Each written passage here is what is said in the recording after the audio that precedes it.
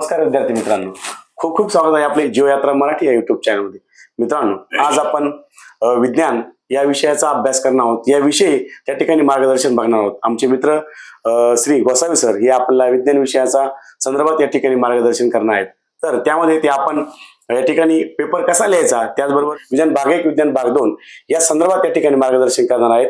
त्याचबरोबर पेपरमध्ये येणाऱ्या अडचणी, पेपरमधल्या विविध संकल्पना ते आपल्याला समजावून सांगणार आहे, जेणेकरून उद्या परवा होणारा आपला विज्ञानाचा पेपर विद्यार्थ्यांना त्या ठिकाणी सोपा जाईल आणि विद्यार्थ्यांना पैकीच्या पैकी मार्क पडण्यासाठी त्या ठिकाणी त्याचा फायदा होईल. आमच्या गोसावी सरांना जवळजवळ 14 वर्ष आमच्या रयत शिक्षण संस्थेमध्ये अध्यापनाचा अनुभव आहे.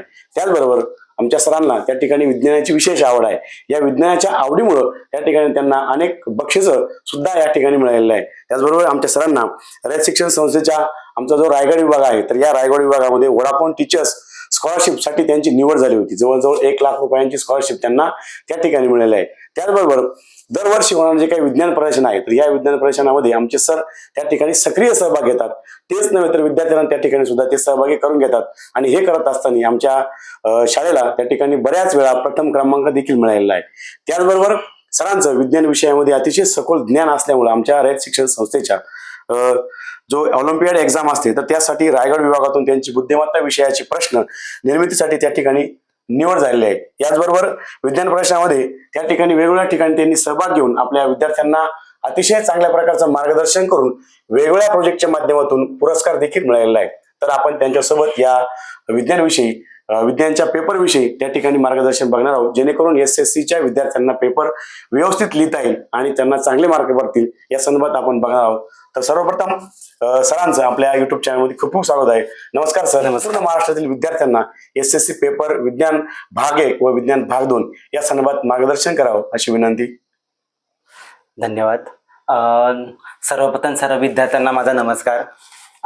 आणि खरंच मी या कांडेकर सर आणि तुमच्या या जीवयात्रा यूट्यूब चॅनलला धन्यवाद देतो, कारण या यूट्यूब चॅनलच्या माध्यमातून बऱ्याच विद्यार्थ्यांना प्रत्येक विषयाचं सखोल ज्ञान असं मिळालेलं आहे. बरीच माहिती चांगली या यूट्यूब चॅनलवरून मिळालेली आहे. त्यामुळं बऱ्याच मुलांना परीक्षेला सामोरं जाण्यासाठी याच्यातीच अशी माहिती किंवा आणि फायदेशीर असा यूट्यूब चॅनल ठरलेला आहे. तर आज आपण विज्ञान विषया संदर्भात जी काही चर्चा करणार आहोत, विज्ञान पेपर कसा सोडवायचा किंवा त्याच्याबद्दल सखोल माहिती आपण आता इथे घेणार आहोत. खरं तर ह्याचं आपण थोडक्यात असं वर्गीकरण करू की विज्ञान पेपराची मार्क सिस्टीम कशा पद्धतीची आहे, बरोबर. त्याच्यानंतर विज्ञान पेपरचं स्वरूप कसं आहे आणि त्याच्यानंतर हा विज्ञान पेपर कसा सोडवायचा, म्हणजे रिप्रेझेंटेशनला सगळ्यात महत्वाचं योगदान दिलं पाहिजे. तर प्रथमतः विज्ञान भाग 1 आणि विज्ञान भाग 2 ह्यांचा जर आपण विचार केला तर विज्ञान भाग 1 हा 40 मार्काचा असतो, विज्ञान भाग 2 हा 40 मार्काचा असतो. त्याच्यानंतर शालेय स्तरावरून त्यांना इंटरनलचे मार्क 20 मार्क दिले जातात. बरोबर. आता इथे 20 मार्क इंटरनलचे दिले जाते. त्याच्या डिस्ट्रीब्युशन जर आपण बघितलं, ह्याची तर आपण आता खरं एक्झाम होऊन गेलेली आहे, परंतु त्याचा जर आपण थोडक्यात विचार केला की जर इंटरनलचे मार्क जर चांगले मिळाले तर तुम्हाला इथे दोन्ही विषयांचं स्कोरिंग वाढवण्याला नक्कीच फायदा होतो. तर ह्याच्यामध्ये 6 मार्काचे 2 तुम्हाला प्रॅक्टिकल तुम्ही घेऊन ते मार्क मिळवले असतील. त्याच्यानंतर 2-2 मार्काचे तुम्ही उपक्रम केले, असे 12 आणि हे 4 16 मार्क आणि 2-2 मार्काचे तुम्ही प्रत्येक विषयाची नोंदवही जर्नल जे असतं आपण ते पूर्ण करून असे 20 मार्काचे इंटरनल पैकी तुम्हाला जास्तीत जास्त मार्क मिळवले असतील तुम्ही, तर त्याचा नक्कीच तुम्हाला ह्या दोन्ही विषयांच्या थेअरीच्या पेपरमध्ये फायदा होईल.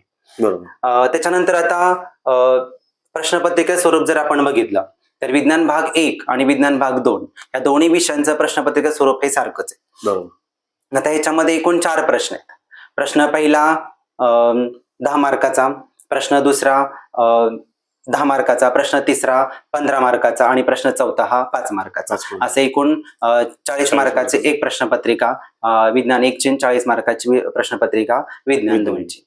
आता इथे जर आपण बघितलं प्रश्नपत्रिका स्वरूप जर आपण बघायला गेलो तर दोन्ही विषयांच्या मार्फत किंवा दोन्ही विषयांच्या बद्दल पहिला जो प्रश्न आहे तो प्रश्न वस्तुनिष्ठ प्रकारचा आहे. त्याच्यानंतर प्रश्न दुसरा हा लघुत्तरी प्रकारचा प्रश्न आहे आणि प्रश्न तिसरा आणि प्रश्न चौथा हा दीर्घोत्तरी प्रकारचा प्रश्न असतो. आता प्रश्न पहिल्यामध्ये तुम्हाला वस्तुनिष्ठ मध्ये कोणत्या प्रकारचे प्रश्न आहेत, तर एकूण ह्याच्यामध्ये 10 मार्काला हा प्रश्न आहे. त्याच्यानंतर प्रश्न 2 हा तुम्हाला 7 पैकी 5 प्रश्न सोडवायचे म्हणजे प्रत्येकी 2 मार्काला 2 प्रश्न, मार्काला प्रश्न. असे एकूण 10 10 मार्क. 10 मार्काचा प्रश्न. त्याच्यानंतर प्रश्न तिसरा हा तुम्हाला 7 पैकी 3 सोडवायचे, सॉरी 7 पैकी 5 सोडवायचे आणि प्रत्येकी 3 मार्काला प्रश्न, असे 5 त्रिक 15 मार्काचा क्वेश्चन आहे. आणि त्याच्यानंतर शेवटचा प्रश्न म्हणजे चौथा, तो म्हणजे 2 पैकी 1 सोडवायचा आहे 5 मार्काला. ठीक आहे, असे एकूण 40 मार्काचे प्रश्न. आता प्रश्नपत्रिका स्वरूपात जर आपण गेलो तर प्रश्न पहिला हा वस्तुनिष्ठ प्रकारचा असतो. तर ह्याच्यामध्ये तुम्हाला बहुपर्याय मधून योग्य पर्याय निवडून तुम्हाला तिथे योग्य पर्याय द्यायचा आहे, उत्तर लिहायचं आहे. त्याच्यानंतर त्याच्यामध्ये सहसंबंध ओळखा, त्याच्यानंतर माझा जोडीदार कोण, अशा पद्धतीचे हे सगळे प्रश्न असतात. आता इथे जर आपण बघितलं तर हा वस्तुनिष्ठ म्हणजे परफेक्ट असं उत्तर, म्हणजे ऍक्च्युअली डेफिनेट असं तिथं उत्तर ह्याला हवंय, तेच कॉन्फिडेंटली उत्तर लिहून आपण तो प्रश्न लिहायचा असतो. हा, तर अशा प्रकारचा हा पहिला प्रश्न असतो. जसं की फॉर एक्झाम्पल म्हणजे कसं, थोडक्यात आपण जर सहसंबंध जर बघितला तर ह्याच्यामध्ये जर उपयुक्त सूक्ष्मजीव आपण असं घेतलं उदाहरण, तर त्याचं आपण लॅक्टोबॅसिले आपण लिहू, किंवा मग त्याच्यानंतर राइझोबियम आपण लिहू, आणि त्याच्यानंतर मग उपद्रवी सूक्ष्मजीव जर आपण म्हटलं तर तिथे क्लॉस्ट्रिडियम वगैरे असं काय आपण उत्तर लिहिलं, तर त्याच्यामध्ये तुम्हाला ग्रॅमॅटिकली जर मिस्टेक तुमच्याकडनं झाली लिहिताना म्हणजे नावामध्ये, ठीक आहे, तर तिथे मार्क तुम्हाला भेटू शकत नाही, कारण हा कसाही वस्तुनिष्ठ प्रकारचा प्रश्न आहे. त्यामुळे हे जे 10 मार्काचे प्रश्न आहेत ह्याच्यामध्ये पहिले 5 हे बहुपर्याय प्रश्न आहेत आणि नंतरचे 3 मग त्याच्यामध्ये सहसंबंध, माझा जोडीदार कोण वगैरे अशा प्रकारचे, किंवा गटात न बसणारा शब्द, अशा प्रकारचे फाइंड आउट आपण म्हणतो ना, ऑड फाइंड आउट, अशा प्रकारचे प्रश्न, तर ते बाकीचे प्रश्न असतात. असे मिळून एकूण 10 मार्काचे प्रश्न असतात. त्याच्यानंतर प्रश्न क्रमांक 2चा जर आपण विचार केला तर ह्याच्यामध्ये शास्त्रीय कारणे द्या, त्याच्यानंतर टिपा लिहा, नंतर संकल्पना चित्र पूर्ण करा, किंवा मग व्याख्या लिहा, त्याच्यानंतर उदाहरणं नियम सांगून उदाहरण लिहा, अशा पद्धतीचे प्रश्न असतात. त्याच्यानंतर प्रश्न तिसऱ्यामध्ये सुद्धा अशाच प्रकारचे प्रश्न, ह्याच्यामध्ये थोडंसं संकल्पना चित्र दिलं जातं, ते पूर्ण करायला सांगतात, किंवा उदाहरणासहित स्पष्टीकरण, अशा प्रकारचे प्रश्न असतात. आणि प्रश्न क्रमांक 4मध्ये तुम्हाला उतारा वाचून प्रश्न दिले जातात, उतारा वाचून त्या प्रश्नांचे उत्तर लिहिले असतात. हा, थोडासा दीर्घोत्तरी असतो, ह्या ऍप्लिकेशन लेवलचा थोडा प्रश्न असतो, म्हणजे थोडस ह्याच्या प्रश्नाचा आणि पुस्तकामधल्या ह्याचा थोडासा जास्त संबंध दिला जात नाही, म्हणजे त्याच्या रिलेटेडच असतो, परंतु थोडासा अवांतर असतो, म्हणजे ऍप्लिकेशन लेवलचा प्रश्न असतो. आणि ह्याच्यामध्ये तुम्हाला जसं उतारा वाचून प्रश्न आहे त्याच्याऐवजी तुम्हाला असाही प्रश्न असतो की ब्रॉडमध्ये की उदाहरण दिलं जातं आणि त्याचं स्पष्टीकरण करून हा प्रश्नाचं उत्तर तुम्हाला लिहायचं असतं. असं एकंदरीत या प्रश्नाचं प्रश्नपत्रिका स्वरूप अशा पद्धतीचं आहे. आता इथे आपण प्रश्नपत्रिका स्वरूप बघितलं, परंतु प्रश्न शेवटचा मुद्दा असा असतो की हाऊ टू रिप्रेझेंट आन्सर की, म्हणजे उत्तर पत्रिका लिहायची कशा पद्धतीचे, म्हणजे त्याचं रिप्रेझेंटेशन कशा पद्धतीचं पाहिजे. बरोबर, कारण विज्ञान विषय असा आहे की स्कोरिंगचा विषय आहे. आता इथे जर आपण विचार केला तर काही मुलांचं असं की स्कोरिंग वाढवायचंय, काहींना फक्त 5 लेवलच्या लेवल पर्यंत जायचं. ज्या मुलांना स्कोरिंग वाढवायचंय त्यांच्यासाठी रिप्रेझेंटेशन फार मायनर म्हणजे महत्वाचं ठरतं, आणि ज्या मुलांना फक्त त्या लेवल पर्यंत जायचं किंवा 5 पर्यंत होण्याची गरज आहे त्या मुलांसाठी पण एक महत्वाची गोष्ट इथं असते की जसं आपण लँग्वेज मध्ये 105 टोटल केली की त्यांना म्हणजे पास होण्याचे चान्सेस असतात. सेम त्या पद्धतीने जर मुलांना आता गणित सायन्स म्हटलं की हे जरा थोडेसे कोरिलेटेड सब्जेक्ट आहेत, मिळते जुळते, म्हणजे तर ह्याच्यामध्ये जर तुम्हाला गणित विषयामध्ये जर पास व्हायचं असेल तर तुम्हाला सायन्स विषय हा फार हेल्पफुल ठरतो. बरोबर, म्हणून सायन्सला को helpful for the related for the maths असं म्हटलं जातं. म्हणजे तुम्हाला जर मॅथ्समध्ये 28 मार्क असतील आणि तुमचे इथे सायन्समध्ये दोन्ही म्हणजे विज्ञान भाग 1 आणि विज्ञान भाग 2 आणि इव्हन प्रॅक्टिकल ह्या सगळ्यांची मिळून जर 70 बेरीज झाली, जर 70 बेरीज झाली आणि तुम्हाला इकडे मॅथ्स मध्ये 28 मार्क पडले तर तुमचा मॅथ्स हा विषय सुटतो. म्हणजे याचं कॅल्क्युलेशन करेक्ट झालं पाहिजे विद्यार्थी दोन्ही तिन्ही विषयामध्ये, म्हणजे 4 विषयामध्ये गणित भाग 1, गणित भाग 2 आणि विज्ञान भाग 1 आणि विज्ञान भाग 2 यात पास होऊ शकतात. अशा पद्धतीने म्हणजे ज्या मुलांना पास होण्यासाठी हे महत्वाचं ठरतं. बरोबर, ठीक आहे, अशा पद्धतीने. आता मग ज्या मुलांना स्कोरिंगच हवंय तर त्या मुलांनी काय करायचंय किंवा त्या मुलांसाठी रिप्रेझेंटेशन फार गरजेचं असतं. आता इथे काय होतं की मुलं प्रश्न लिहिताना खरं तर प्रश्न नीट वाचणं फार गरजेचं आहे. बरोबर, प्रश्न नीट वाचून समजून घेणं फार गरजेचं आहे. तो प्रश्नाचे प्रॉपर अंक लिहा. आणि एकतर काय करतात बरेचसे मुलं प्रश्नपत्रिकेमध्ये प्रश्न लिहून वरती लिहितात आणि त्यामुळे थोडंसं टाइमचं मॅनेजमेंट इथं वेळ वाया जातो. राहत नाही व्यवस्थित आणि वेळ वाचत नाही, मग वेळ कमी पडतो. पेपर कव्हर होण्याची मग थोडीशी शक्यता नसते. तर मग ते प्रश्न पूर्ण लिहिण्यापेक्षा फक्त त्याचा नंबर टाकला आणि मग आपण उत्तरेला उत्तर सुरुवात म्हणून केली, असं arrow करून उत्तर arrow म्हटलं करून तरी चालतं. चालतं आणि उत्तरेला सुरुवात केली तर चालतं. बरं पडतं. ठीक आहे. त्याच्यानंतर मग प्रॉपर वाचून अंक टाकून मग प्रश्नपत्रिकेचं उत्तरेला सुरुवात करावी. त्याच्यानंतर कोणत्याही प्रकारचा प्रश्न असू द्या विज्ञानामध्ये सायन्स विषय असा आहे की त्याच्यामध्ये डिस्क्रिप्टिव्हची जास्त गरज पडत नाही. तुम्हाला जर जास्त मार्क हवे असतील, तुमचा पेपर छान स्वच्छ क्लीन आणि एकदम अट्रॅक्टिव्ह हवा असेल, तर तुम्हाला मुद्देसूदच त्यांची मांडणी करायला पाहिजे, स्टेप बाय स्टेप मांडणी करायला पाहिजे.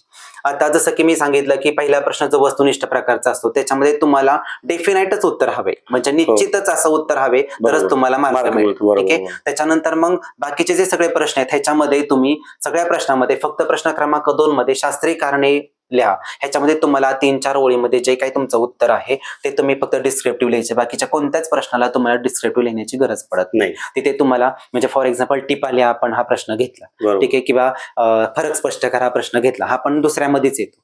तर हे जर 2 प्रश्न सोडवायला घेतले, आता सरासरी प्रश्न असतातच, म्हणजे टिपा लिहा पण असतो आणि फरक स्पष्ट करा पण असतो.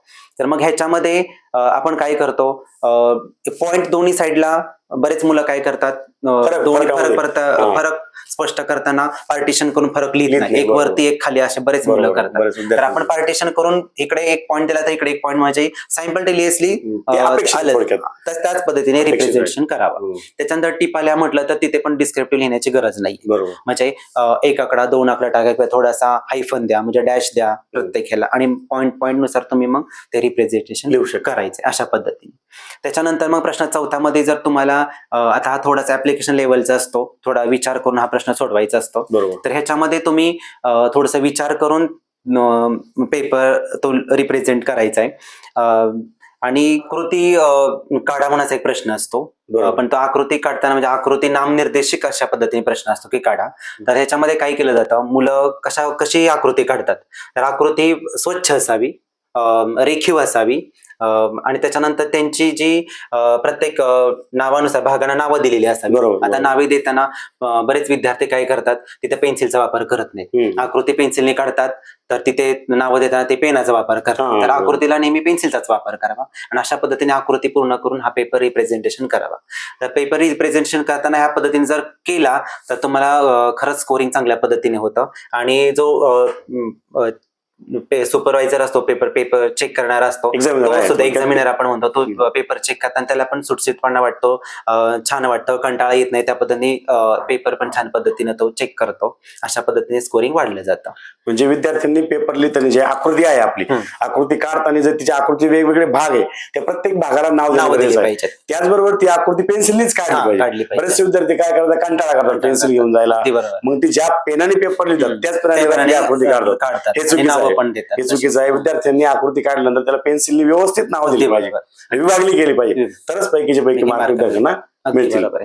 आता इथे आपण पेपर 1 आणि पेपर 2 म्हणजे सायन्स फर्स्ट आणि सायन्स सेकंडचा आपण सायमल्टेनियस विचार आपण चर्चा इथे केली. परंतु आता पेपर 1 मध्ये, विज्ञान 1 मध्ये फक्त फिजिक्स आणि केमिस्ट्रीचेच प्रश्न विचारले जातात. अच्छा, म्हणजे फिजिक्स आणि केमिस्ट्री बद्दलच प्रश्न असतात, म्हणजे रसायनशास्त्र आणि भौतिकशास्त्र प्रश्न विचारले जातात. आणि विज्ञान 2 मध्ये बायोलॉजीचे प्रश्न असतात सरास. आता इथे बायोलॉजी मध्ये पण असा एक प्रश्न असतो 4थ्या मध्ये की जो संकल्पना चित्र पूर्ण करा. आता फुलांची आकृती दिली जाते आणि मग त्यांच्या भागांची नावं, त्यांची हे विचारले जातं, माहिती वगैरे विचारली जाते, नावे वगैरे. तर ते देताना ते नीटनेटक्या पद्धतीने त्यांची नावं देणं, अशा पद्धतीने, म्हणजे फॉर एक्झाम्पल जास्वंदाचं फुल काढायचं किंवा डायग्राम काढायची त्या पद्धतीने. तर हे दोन्ही प्रश्न सुद्धा तुम्हाला विचार करून, म्हणजे 4था सुद्धा आणि आकृती काढताना सुद्धा अट्रॅक्टिव्ह पद्धतीने काढा आणि 4थ्या मध्ये ती संकल्पना पूर्ण करताना विचार करून ते पूर्णपैकी पूर्ण करायचे, अशा पद्धतीने कव्हर करा, तरच चांगले मार्क मिळू शकतात. आणि सर आणखी एक मला विचारायचं असं होतं, ज्यावेळेस आपण प्रॅक्टिकलची परीक्षा आहे, तुम्ही आता म्हटलं 20 मार्काला आपलं प्रॅक्टिकल आहे, तर जे काही प्रॅक्टिकल करतो तर दोन्ही विज्ञानाचं प्रॅक्टिकल एकत्रच असतं. मग ह्या प्रॅक्टिकलचा जो आपण काही थेरॉटिकलचा पेपर आहे, दोन्ही पेपर विज्ञान भाग 1 आणि विज्ञान भाग 2 हे लिहिताना काय फायदा होतो का मुलांना? होता, निश्चितच होतो. आता इंटरनलचे मार्क यासाठीच आहे की त्यांना थेरीला प्रॅक्टिकल, तर सायन्समध्ये प्रॅक्टिकल हे फार युजफुल मस्ट कारण विज्ञान 1 साठी 10 मार्काचं आहे इंटरनल आणि विज्ञान 2 साठी 10 मार्काचं आहे, बरोबर. टोटल 20 मार्काचं. मग ते 20 पैकी स्कूल लेवलला प्रॅक्टिकल आता करतातच, करून घेतात आणि प्रॅक्टिकलची प्रॅक्टिस होत असते. बरोबर. त्यामुळे मुलांना ते प्रॅक्टिकल केल्यानंतर त्यांना मार्क पडून जातात चांगल्यापैकी. म्हणजे सर्रास मुलांना 15, 16, 17, 18 असे मार्क मिळून जातात. त्यामुळे इकडे त्यांचं स्कोरिंग वाढून जातं. नाही, मला विचारायचं असं होतं सर, ज्यावेळेस प्रॅक्टिकल लिहितो आपण किंवा प्रॅक्टिकल करतो, त्याचा थेरीच्या पेपर लिहिण्यामध्ये त्याचा काही संदर्भ असतो का? असतो ना. आता जे प्रॅक्टिकल आहेत ते कंटेंट मधलेच आहेत ना. बरोबर. कंटेंट मधलेच आहेत, त्याच्यातलेच प्रॅक्टिकल आपण घेतो. त्यामुळे ते प्रॅक्टिकलचे जे आपण म्हणतो ते उद्देश आहेत किंवा जे प्रॅक्टिकल्स आहेत ते प्रॅक्टिकल इकडे कन्सेप्ट बरोबर असतातच. त्यामुळे त्यांचा संबंध येतो, त्यामुळे मुलांचा अभ्यास पण होतो आणि त्याच्यावरून तिथे प्रश्न पण असतात. तर मुलांना समजा एक फॉर एक्झाम्पल आता ऍप्लिकेशन लेवलचा प्रश्न पडला, तर प्रॅक्टिकल केले ते त्यांच्या कृतीतून गेलेले ऑलरेडी. तर त्याच्यामुळे ते विचार करून लिहू शकतात. कोणताही प्रश्न जर असा आला की जरा समजत नाही किंवा थोडंसं आठवत नाहीये, तर तुम्ही प्रॅक्टिकलच्या आधारे घेऊन त्याचा बेस घेऊन तुम्ही तो प्रश्न सोडवू शकता. त्यामुळे निश्चितच प्रॅक्टिकलचा फायदा होतोच. विद्यार्थ्यांना प्रॅक्टिकल सुद्धा करणं फार गरजेचंच आहे. आणि सर, 10वीचा जो काही विज्ञान आहे, विज्ञान भाग 1 आणि विज्ञान भाग 2, भविष्यात ज्यावेळेस मुलं 11वी सायन्सला ऍडमिशन घेतात त्यांना त्याचा फायदा होतो काही, म्हणजे आहे का पुढच्या वर्गामध्ये काही त्याचा? आता आहेच ना. म्हणजे आता समजा 10वी पास झाल्यानंतर आता जे पुस्तक आहे विज्ञान 1 आणि विज्ञान 2 यांच्यामध्ये डिस्ट्रीब्युशन असं केलेलं आहे की विज्ञान 1 म्हणजे केमिस्ट्री आणि फिजिक्स आहे, ठीक आहे, आणि विज्ञान 2 मध्ये बायोलॉजी, आणि तेच सब्जेक्ट पुढे 11वी 12वी आहे. बरोबर. त्यामुळे त्यांचा फायदा होतोच आहे तिथं. म्हणजे इथे बेसिक जे त्यांच्या फंडामेंटलच्या सगळ्या कन्सेप्ट क्लिअर जे त्या ब्रीफ मध्ये आहेत, त्यांच्या फंडामेंटल जे थिंग्स असतील किंवा काय म्हणतो आपण सगळ्या कन्सेप्ट आहेत त्या सगळ्या इथे त्या सगळ्या कन्सेप्ट इथेच क्लिअर होतात. आणि त्याच ब्रॉड मध्ये किंवा त्याचीच डिस्क्रिप्टिव्ह जे इन्फॉर्मेशन पुढच्या वर्गामध्ये अशा पद्धतीने, आणि त्याचा पुढे उपयोग होणारच आहे. कारण जर तुम्ही ऑलरेडी तुमच्या हाताकडून हे सगळे सब्जेक्ट जात आहेत, त्याचे तुम्हाला बेसिक इन्फॉर्मेशन आहे, तर निश्चितच तुम्हाला त्या पुढच्या वर्गामध्ये गेल्यानंतर त्याचा फायदा होतोच. म्हणजे आपल्या 10वीच्या विज्ञानाचा फायदा होतोच. निश्चित. आणि सर, हा जो विज्ञान विषय आहे, भविष्यामध्ये या विज्ञान विषयाचा म्हणजे फायदा काय आहे विद्यार्थ्यांना ज्यावेळेस 10वी पास होतो, भविष्यात JEE, नीट याच्या एक्झाम साठी त्याचा होतो का थोडाफार फायदा? विज्ञान it's a whole branch of science, आणि it's useful for the all living things, also non living thing, according to my opinion.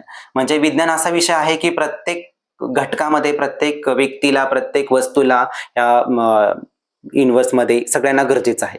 आणि त्यामुळं भविष्यामध्ये विज्ञानानेच प्रगती होतीये. तर विज्ञान हा फार गरजेचा आहे, फार इम्पॉर्टंट सब्जेक्ट आहे. आणि भविष्यामध्ये त्यांना एवढ्या अपॉर्च्युनिटीज आहेत, फार अपॉर्च्युनिटीज आहेत. म्हणजे तुम्हाला प्रत्येक फील्डमध्ये विज्ञान आहे, विज्ञानाची गरज आहे, तर विद्यार्थ्यांना ते उपयोगीच पडतंय. म्हणजे सर, ज्यावेळेस आता मी मगाशी बोललो, सरांनी आपले बरेचसे विद्यार्थी विज्ञान प्रदर्शनातून जिल्हा पातळीवरती, राज्य पातळीवरती नेलेले आहे. त्यामध्ये माझ्या निदर्शनात असं आलंय की सरांनी बरेचसे प्रोजेक्ट विद्यार्थ्यांकडून करून घेतले होते. जसे की वॉटर बोट होती, त्या बोटने आपण नदीतला कचरा गोळा करतो. त्याचबरोबर एक ग्रास कटिंगचं पण मी बघितलं होतं, त्याला जिल्हास्तरीय स्पर्धा शिकवण्याला आहे. विज्ञानातून हे वेगवेगळे इनोव्हेशन येऊ शकतं. विद्यार्थी स्वतः प्रयोग तयार करून त्या ठिकाणी वेगवेगळ्या प्रकारचं इनोव्हेशन करून त्याचा आपल्या भविष्यामध्ये किंवा जीवनामध्ये त्याचा उपयोग करताना आपल्याला बघायला मिळतात. म्हणजे विज्ञान हा विषय खूप गरजेचा आहे. विद्यार्थ्यांनी त्या ठिकाणी जर 10वी पर्यंत चांगल्या प्रकारे विज्ञानाचा अभ्यास केला, निश्चितच त्याला पुढच्या भविष्य काळामध्ये या विज्ञानाचा खूपच उपयोग होऊ शकतो. कारण भरपूर ब्रांचेस अशा आहेत की तिथे विज्ञानाला फार अपॉर्च्युनिटी, डिमांड पण आहे. तर विद्यार्थी आपलं करिअर करू शकतात त्या फील्डमध्ये. तर सरांनी बघा अतिशय सुंदर त्या ठिकाणी आपल्याला विज्ञानाविषयी माहिती सांगितली आहे. यामध्ये सरांनी त्या ठिकाणी छोट्या छोट्या संकल्पना ज्या आहेत त्या कशा प्रकारे आपण त्या ठिकाणी सोडवल्या पाहिजे, विज्ञानाचा पेपर कसा लिहिला पाहिजे याबद्दल सविस्तर माहिती या ठिकाणी सांगितली आहे. तर विद्यार्थी मित्रांनो, जर तुम्ही हा व्हिडिओ बघितला, निश्चितच तुम्हाला विज्ञानाचा पेपर सोडवताना या काही अडचणी आहे, जे येणाऱ्या अडचणी आहे त्या अडचणी तुम्ही त्या ठिकाणी मात करू शकतात आणि विज्ञानाचा पेपर लिहिताना तुम्हाला सोपा जाईल आणि निश्चितच तुम्हाला त्या ठिकाणी चांगले मार्क पडण्यासाठी याचा फायदा होऊ शकतो.